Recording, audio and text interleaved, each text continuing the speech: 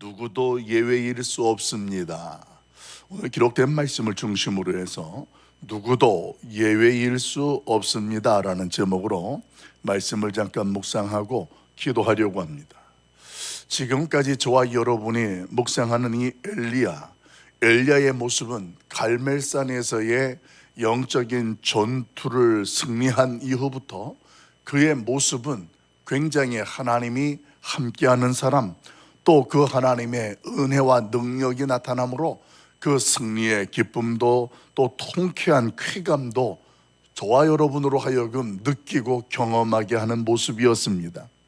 그런 모습 속에 하나님은 이스라엘 백성들을 회복시키는 하나님의 모습으로 역사하실 것을 기대하고 또 그 이후부터 어떤 일들이 펼쳐질까 새로운 시대를 기대하게 합니다. 마치 오늘 우리 대한민국이 새로운 대통령을 앞두고 이제 대선이라는 선거를 진행하는 날이게 되는데, 이런 날들을 하면서 저와 여러분이 지난 주일날 말씀을 드린 것처럼 이 나라가 하나님 앞에서 다시 한번 은혜를 입을 수 있도록 기도하는 심정으로 함께 동참하고 함께 기도하자라는 말씀을 함께 나누었습니다. 그러면서 우리는 투표는 내가 하지만 이 나라는 하나님께서 붙드시고 새롭게 역사하실 것을 기대하는 것, 그것이 저와 여러분이 가지고 나아가는 우리의 모습이라는 것입니다.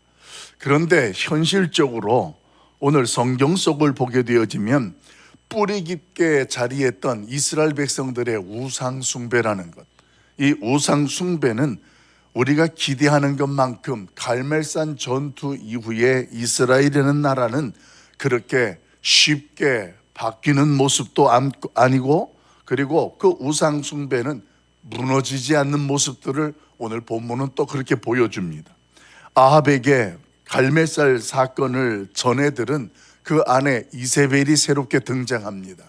그 이세벨이 등장하면서 그 이야기를 다 듣습니다. 엘리야와 갈멜산에서 무슨 일이 있었는지, 어떤 일들이 있었는지를 다 듣게 되니까, 이렇게 들었으면 사실 그 이야기 자체는 이세벨에게는 기회였습니다. 간접적으로 갈멜산에서 하나님이 진짜 하나님이라는 사실을 알게 되었고 들었다라는 것은 기회였다라는 거예요. 그런데 뿌리 깊이 박혀 있었던 우상 숭배에 대한 그 중심은 그 기회를 잡지 못합니다. 오히려 엘리야를 향하여서 반격을 일으키게 되어지는 안타까운 모습이 소개됩니다. 우리 1절과 2절을 한 번 더 읽어보도록 합니다. 1절 2절 같이 봐요.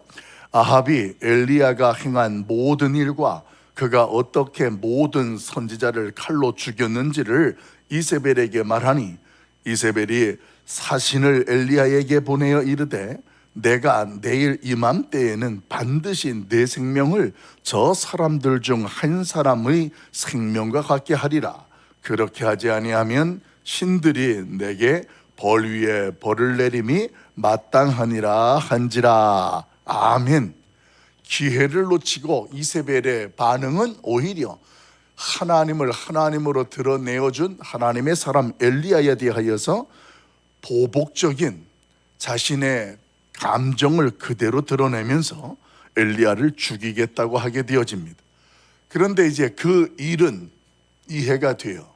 우상 깊이 뿌리 박혀 있던 이세벨이 갈멜산에서의 영적인 전투에서 하나님이 그런 역사를 행하셨다는 걸 듣고도 아직 그 정신 차리지 못하고 깨닫지 못하는 어리석음이 그렇게 이세벨의 행동으로 나타날 수 있다는 거예요. 그런데 그 모습 이후에 저와 여러분이 계속 묵상하고 있는 엘리야의 모습에서 사실은 조금 당황스러운 모습들을 보게 됩니다. 그 모습은 그가 그 소식을 듣자마자 엘리야가 이스라엘의 브엘세바로 피하게 되어지고 도망갑니다.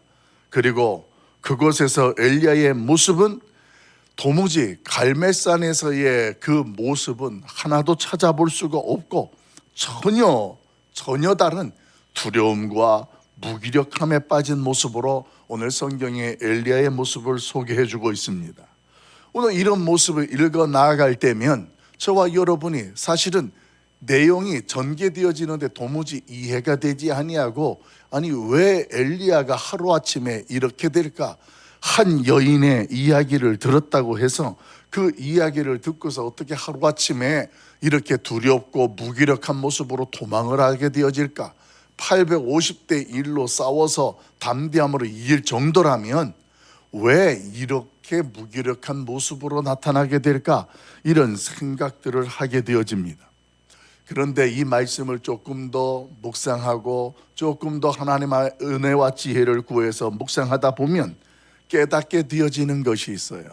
그 깨닫게 되어지는 것은 이 시대를 살아가는 저와 여러분으로 하여금 신앙생활 가운데에 내가 나를 이해할 수 없고 다른 사람도 나를 이해할 수 없는 그 어떤 한 영역과 그 전체 그림에 대하여 분명하게 보고 깨닫게 한다라는 사실입니다. 그것은 다른 것이 아니라 우리 인간은 누구도 예외일 수 없다라는 분명한 사실을 깨닫게 됩니다. 한때는 믿음이 좋고 성령 충만했던 성도들이 교회에 있고 우리 주변에 있습니다. 그런데 그 모습으로 하나님의 능력이 나타나고 역사가 나타났음에도 불구하고 어느 순간에 보게 되어지면 도무지 이해할 수 없는 모습들이 동일한 사람에게서 나타나게 될 때 저 사람이 지난날의 모습이 정말 위선이었는지 믿음이 있었던 건지 없었던 건지 우리 안에서 헷갈릴 수 있다는 것입니다. 오늘 엘리야의 모습처럼 말이에요. 그런데 그런 모습들을 통하여 저와 여러분들로 하여금 분별해 주게 하는 그 하나님의 말씀이 본문 속에 소개되어집니다. 그것은 다른 것이 아니라 인간은 오직 성령님의 도우심을 받아야만 이 땅에서 하나님의 사람으로도 서고 또 하나님의 뜻을 이룰 수 있고 또 새로운 면으로는 변화라는 것을 기대할 수 있다는 것입니다. 이세벨이라는 이 여인이 갈멜산에서의 소식을 들었습니다. 그 소식을 들었을 때에 분명히 그것은 변화의 시작이 될 수 있는 기회였습니다. 그러나 오늘 그 여인에게는 변화가 아니었습니다. 변화가 되는 것, 그 다른 것을 기대할 수 있는 것은 없었다라는 것입니다.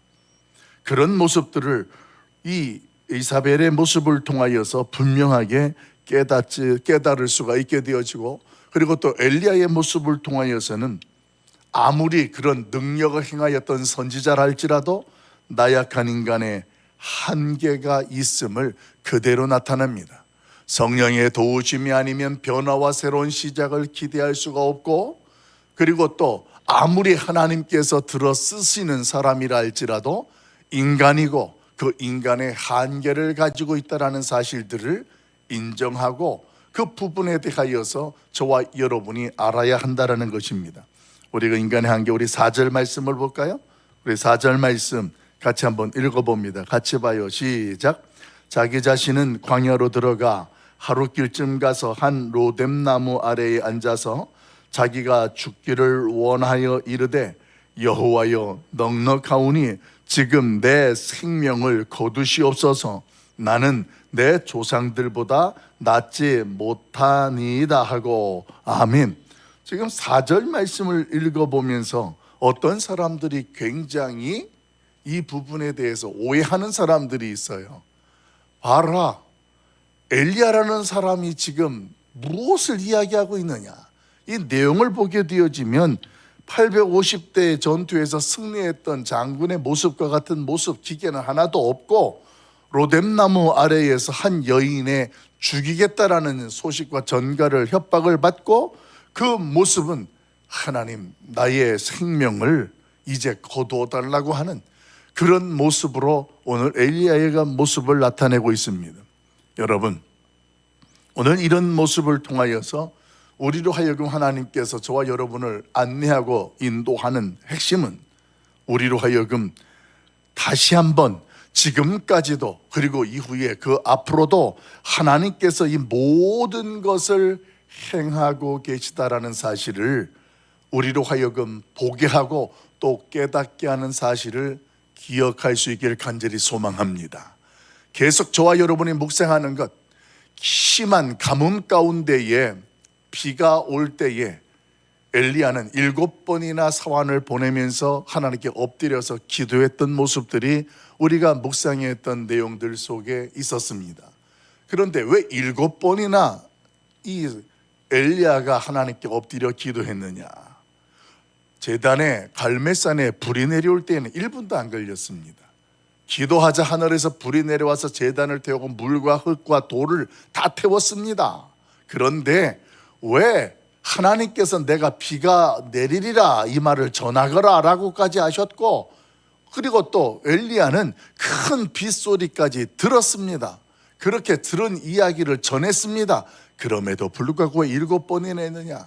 그 내용은 우리가 묵상한 것처럼 하나님께서 이 모든 일들을 행하고 계심을 엘리야는 하나의 하나님의 소식을 전해주는 통로요, 그 역사의 주체가 하나님이라는 사실을 분명하게 알고 보여주는 것이 분명한 사실이었다라는 것, 이것은 성경이 하나님의 역사하심을 저와 여러분을 하여금 놓치지 않도록 깨닫게 하시는 하나님의 은혜가 됩니다. 자, 그러면 이런 하나님의 역사하심을 드러내는 모습과 상황 속에 이런 사람의 강팍한 마음과 한계를 가진 사람들, 이세벨과 같은 사람, 또 인간의 한계를 가지고 두려울 수밖에 없는 저와 여러분 같은 우리의 인간들, 그런 사람들을 하나님께서는 어떻게 변화가 될 수 있고 이 세상에서 어떻게 살아갈 수 있도록 하게 하실까? 그 모습에 대해서 신약성경 디도서 3장은 이렇게 설명합니다. 우리 성경 한 군데 찾아볼까요? 디도서 3장 4절부터 우리 같이 봅니다. 신약성경 350페이지입니다. 디도서 3장으로 갑니다.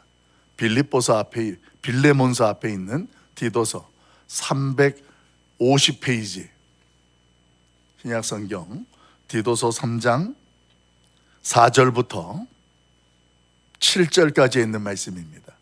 350페이지 디도서 3장 4절부터 7절까지 우리 같이 한 목소리로 합독하도록 합니다. 같이 봅니다.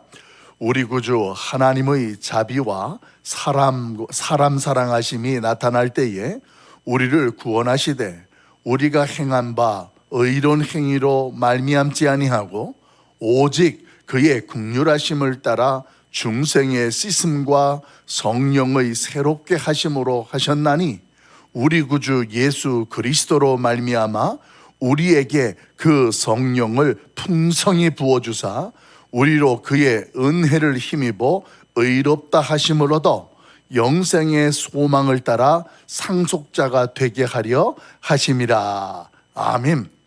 여러분, 이 디도서 3장에 보게 되어지면 아무리 강팍한 마음을 가진 사람에게 기회가 와도 그 기회를 잡지 못하고 누리지 못하는 그런 변화가 불가능한 사람, 또 아무리 하나님의 은혜를 입고 능력을 경험하고 나타냈던 사람이라도 그런 한계가 있는 사람이 로뎀나무 아래에 엎드려서 브엘세바에서 그렇게 자신의 생명을 거두어 주기를, 죽기를 기대하는 그런 연약한 한계를 가진 인간의 모습들이 어떻게 이 세상 속에서 살아갈 수 있느냐? 오늘 그 질문에 대한 대답으로 오직 하나님의 긍휼하심을 따라서 우리는 그 하나님의 긍휼하심 안에서 씻음도 받게 되어지고 새롭게 되어지는 은혜를 경험할 수 있다. 하나님은 그렇게 저와 여러분에게 분명하게 말씀으로 깨닫게 하고 있습니다. 여러분, 오직 성령님을 통해서 가능합니다. 인간의 꾀나 어떤 무력을 통해서 인간이 변화될 수 없고 오직 성령 하나님께서 저와 여러분을 도와주셔야만 우리에게도 변화가 있게 되어지고 우리의 그 한계를 뛰어넘을 수가 있게 된다는 것입니다. 이것을 하나님의 긍휼하심 안에서 가능하다라는 것을 성경은 분명히 선포해 주고 있습니다. 사랑하는 성도 여러분, 우리 교회는 지난 주일날 새생명 축제에 대한 선포식을 시행했습니다.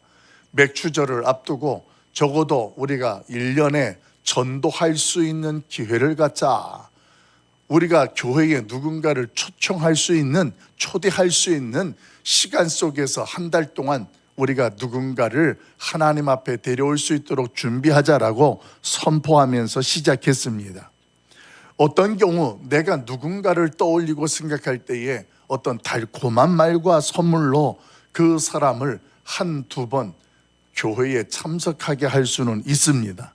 하지만 중요한 것은 오늘 초청하는 저와 여러분이 우리가 초대할 그 어떤 사람을 위해서 성령 하나님의 긍휼하심을 구하고 그 하나님의 도우심이 없이는 우리가 아무리 그 누군가를 교회로 초대하려고 애를 써도 이것이 한계를 느끼게 되어지고, 그리고 또 온다고 했다가 또 마음도 바꾸고 또 바꾸고 또 바꾸고, 그런 모습 속에 우리 스스로도 저 사람은 도무지 안 되는 사람인가 보다라는 그런 절망에 빠질 수 있는 일들이 분명히 우리 안에서 일어납니다. 그런 과정 속에 놓치지 말아야 될 것은 하나님 앞에서 내가 누군가의 이름을 부르고 기도한다라는 것, 이것은 하나님이 나를 통하여 그 사람을 역사하는 것이지, 오늘 내가 그 사람을 교회로 초대하고 초청한다고 해서 데리고 온다라는 그런 생각에서부터 벗어나야 한다라는 것을 깨닫게 합니다. 하나님의 긍휼하심이 그에게 기회가 되고 변화의 시작이 되어져야 비로소 우리가 한마디 전했을 때 뜻하지 않았던 사람이 그를 갈까? 이렇게 이야기가 나올 수 있다는 사실이에요. 그래서 먼저 기도하는 일들이 중요하고 하나님의 긍휼하심이 오늘 그 사람에게 임할 수 있도록 함께 기도하는 모습, 이것이 오늘 이 새벽에 저와 여러분과 함께 누구도 예외할 수 없고 한계를 가진 인간의 모습 속에 깨닫고 그 모습으로 대하고 시작할 수 있기를 예수님의 이름으로 간절히 소망합니다. 연약한 존재입니다. 한계가 있습니다. 로뎀나무 아래 누워있는 엘리야처럼 우리에는 그런 한계를 가진 존재입니다. 그런데 성경은 저와 여러분으로 하여금 그런 인간의 모습 속에 하나님의 일하심을 보여주십니다. 오늘 하나님의 일하심이 본문에 어떻게 나타납니까? 하나님께서는 엘리야에게 천사를 보내십니다. 그래서 실질적으로 그 엘리야로 하여금 그에게 천사를 보내어 먹을 양식을 주어서 그를 위로도 하시고 격려하시는 모습으로 성경은 소개합니다. 그래서 그를 그 자리에서 다시 일으켜 세우시는 거예요.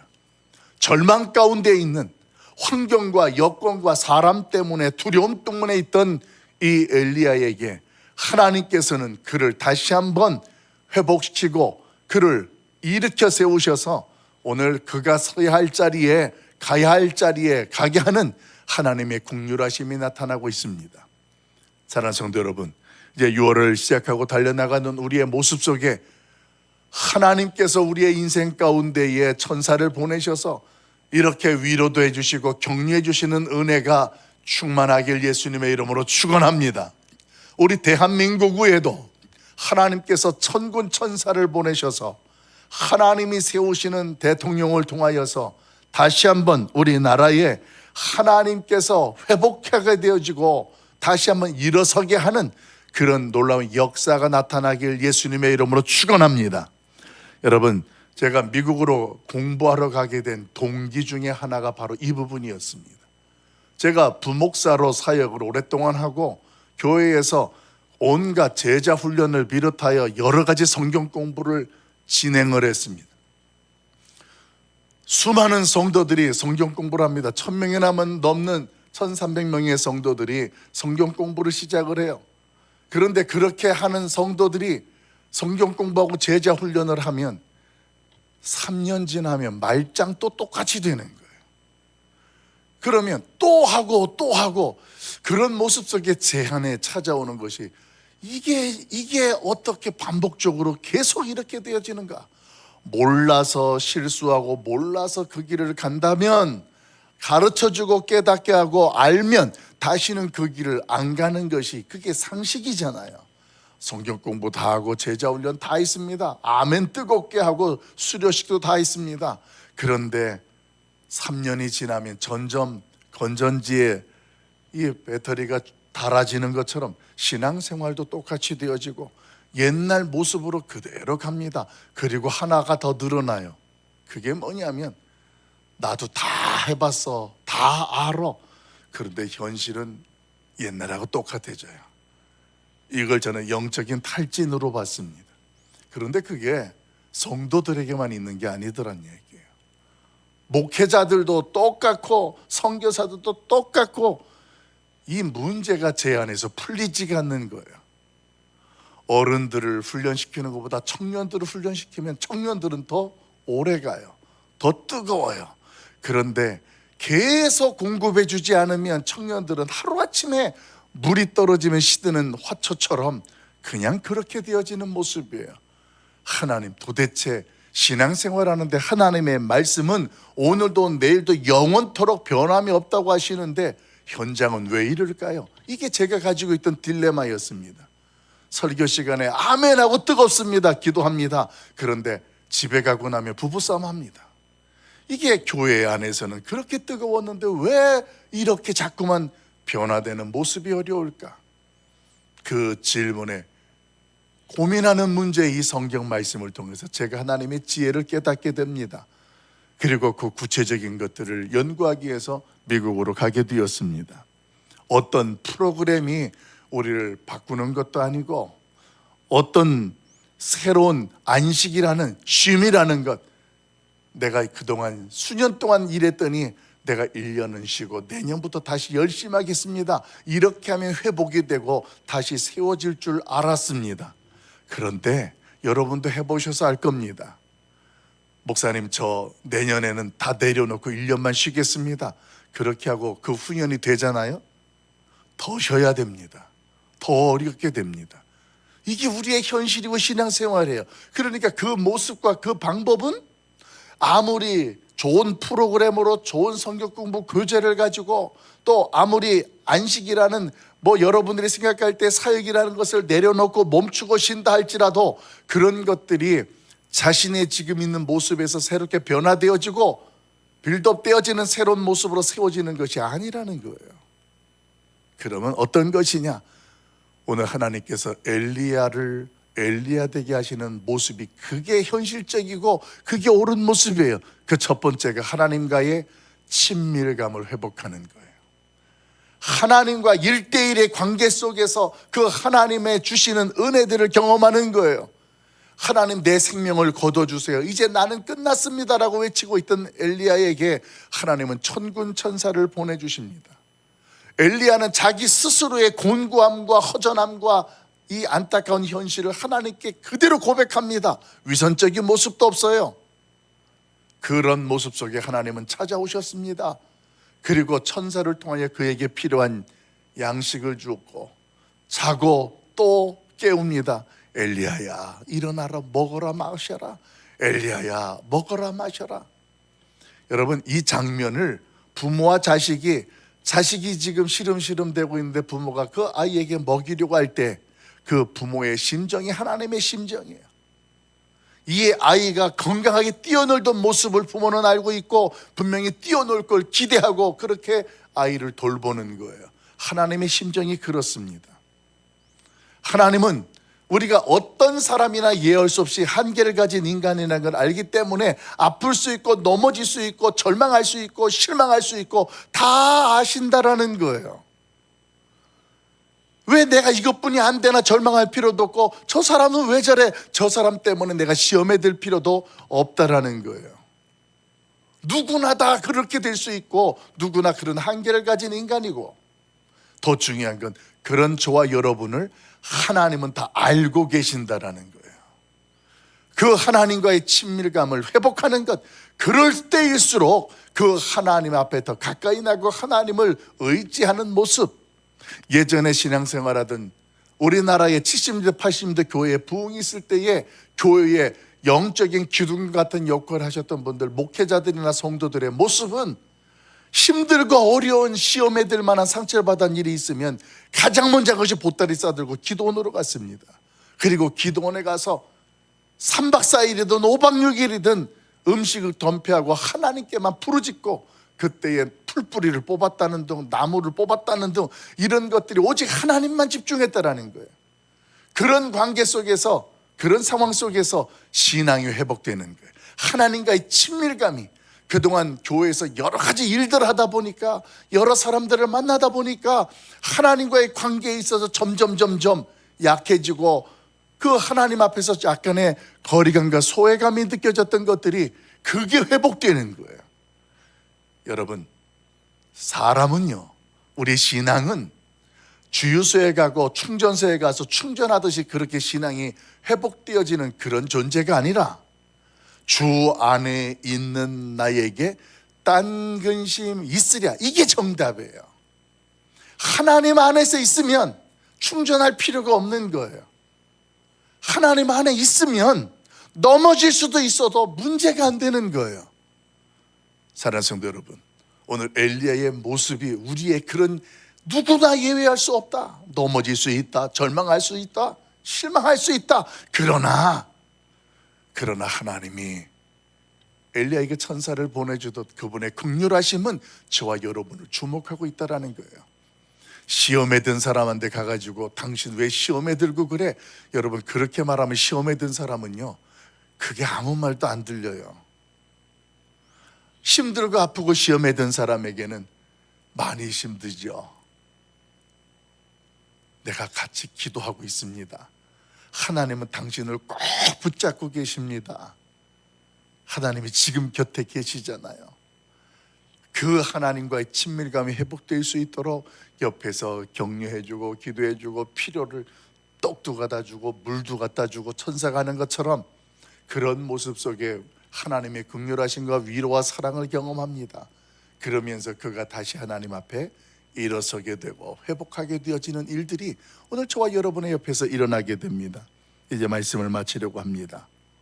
오늘 하나님과의 친밀한 교제를 회복하는 일, 그 일이 저와 여러분에게 우선순위가 되어지고, 그리고 두 번째는 하나님의 리더십 안에 내가 서는 겁니다. 하나님의 리더십 안에 서는 거예요. 여러분, 사람이 절망할 때가 언제냐면 내 리더십이 충만할 때 절망하고 상처받고 넘어집니다. 하나님 리더십 안에 서는 거예요. 목회자들이 이 수렁에 너무 많이 빠져요. 자기 리더십 속에 빠져서 하나님의 일이고 하나님의 역사라는 것을 기대하다가 순간 그런 것들이 제대로 안 되고 멈추면 이 안에서 절망이라는 것, 실패라는 것, 이런 것들을 경험하게 되는 것들이 목사님들의 영적인 탈진으로 이어집니다. 여러분, 오늘 엘리야에게 천사를 통해서 하나님은 그 일을 행하셨습니다. 이 새벽 하나님께서 우리에게 천사를 보내시고 성령님께서 우리 안에 역사하셔서 하나님이 저와 여러분을 긍휼히 여기시길 예수님의 이름으로 축원합니다. 여러분들이 잘못한 것, 여러분들이 책임지는 일이 아닙니다. 주 안에 있으면 주님께서 책임지시고 도와주는 거예요. 부모 안에 있으면 자녀들은 부모가 책임지는 거예요. 내가 책임지는 게 아닙니다. 내가 책임지려다가 탈진이 오는 거예요. 하나님이 우리 아버지십니다. 우리 아버지가 도와주십니다. 그분을 바라보시고 그분과 가까이 가시고 손을 잡으십시오. 오늘 하나님께서 우리의 인생과 우리의 가정과 우리 교회와 우리 대한민국을 하나님이 더 사랑하시고 축복해 주실 줄로 믿습니다.